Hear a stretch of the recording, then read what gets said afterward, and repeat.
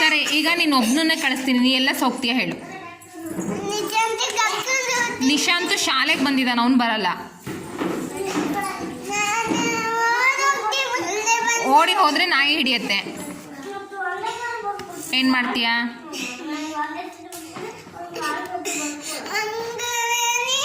ಸರಿ, ಫಸ್ಟ್ ಕಣ್ಣು ಒರೆಸ್ಕೊಂಡು ನೀಟಾಗಿ.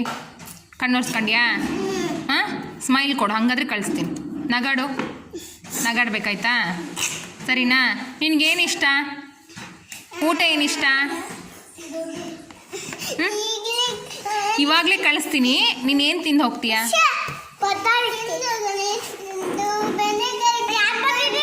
ಬೆಂಡೆಕಾಯಿ ಅಷ್ಟೇ ಹೊಟ್ಟೆ ತುಂಬತ್ತಾ? ಏನು ಬೆಂಡೆಕಾಯಿಗೆ ಏನು ತಿಂದೆ? ರೊಟ್ಟಿ ತಿಂದ್ಯಾ?